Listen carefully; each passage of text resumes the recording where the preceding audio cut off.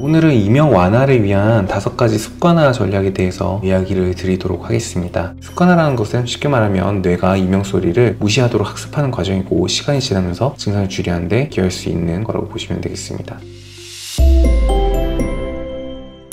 자, 그렇다면 이제 이명절 치료나 이명에 대해서 습관화 전략을 사용하는 5가지 구체적인 상황에 대해서 이야기를 드리겠는데, 먼저 현재 진행되고 있는 상황에 집중하는 것이 중요하겠습니다. 장기적인 이명 전략을 사용하는데 최소한 6개월에서 1년 정도는 열심히 하시는 것을 권장을 드립니다. 작은 것이라도 좀 줄여들게 되면 이에 대해서 스스로 이제 긍정적으로 느끼신 것이 매우 중요하고요. 이명에 대해서 기본적으로 마음을 좀 편안히 가지시는 게 매우 중요하다라고 볼 수 있겠습니다. 이런 안정감을 얻기 위한 방법으로는 대표적으로 이제 인지행동 치료, 그리고 CBT라고 불리는 기법이 있습니다. 이런 기법들을 잘 시행을 해주시면 최소한 이제 이명 증상이 오는 불안감이 덜해지는 감정적인 안도감을 경험하실 수가 있고, 이명에 대한 불안감이나 공포감에 대한 통제감을 유지하는 것도 매우 중요한데, 처음부터 이명 자체를 다 컨트롤하겠다 이런 목표보다는 작은 단계나 작은 행동을 나눠서 조금씩 관리해 나가면 이명이 점차 덜 위협적인 자극으로 느껴지게 되고, 그렇게 되면 이명이 줄어들 수 있게 되는 하나의 이제 첫 걸음이 되겠는데, 이명에 대해서 이야기하는 언어나 단어를 바꿔보는 것도 매우 도움이 됩니다. 이명으로 인해 고통스럽다, 불안하다, 너무 힘들다 이런 말들을 쓰는 것보다는 불편하다, 신경이 쓰인다 이런 식으로 감정적으로 좀 위태로운 언어나 강력한 언어보다는 좀 더 중립적인 언어를 사용해서 이명에 대해서 실제로 느끼는 위협을 줄여주면은 점차적으로 좋은 방향으로 이명이 가게 되어 있다라고 보시면 되겠습니다. 이명 증상이 심해지면 어떻게 할지 이렇게 고민하는 것보다는 현재 내 눈앞에 있는 즐거운 환경이나 이런 것들에 집중하고, 앞으로의 나의 상황에 대해서 너무 부정적으로 생각하지 않는 것 또한 이명을 통제하는 하나의 방법이라고 보시면 되겠는데요.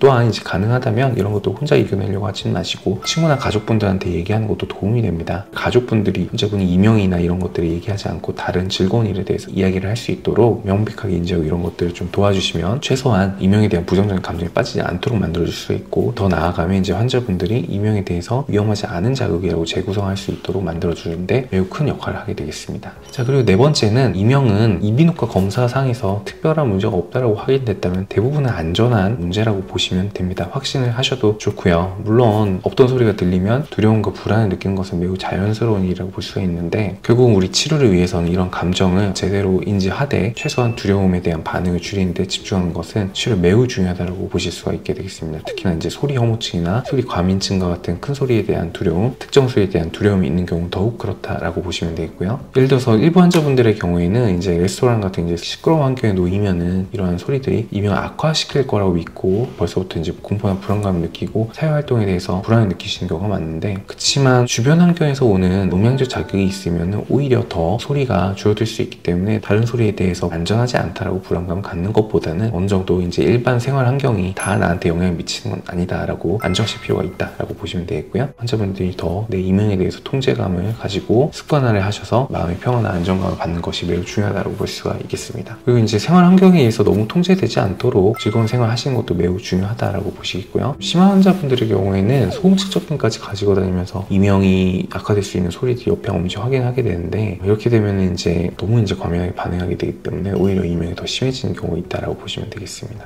그리고 5번째는 성취감은 없는 겁니다. 하다못해 완전히 좋아지진 않더라도 조금은 빈도가 줄어드는 거라고 느끼게 된다면 실제로 우리가 이명이 점점 줄어들 수 있는 길로 접어들었다라고 판단하셔도 무방합니다. 긍정적인 생각을 많이 하면 할수록 이명이 들려도 이명 소리가 나한테 중요하다거나 위협적이 않다는 것을 배우게 되고, 이렇게 되면 신경 가소성이라고 불리는 우리 뇌의 작용이 발생을 하면서 결과적으로는 이명을 줄이는 기초를 형성하게 되기 때문에, 단순히 참아내거나 억지로 극복하려고 하시는 것보다는 꼭 조그만 성취에 대해서 너무 과소평가하지 않으시는 것을 권고를 드립니다. 특히나 이런 것들을 통해서 이명이 조금씩 좋아지면서 종국엔 좋아진다라는 큰 미래를 보고 전략을 세우는 것이 이명에 대해서 내가 통제할 수 있다는 느낌, 안정감을 가질 수 있게 되는 것과 밀접한 연관이 있다라고 보시면 되겠습니다.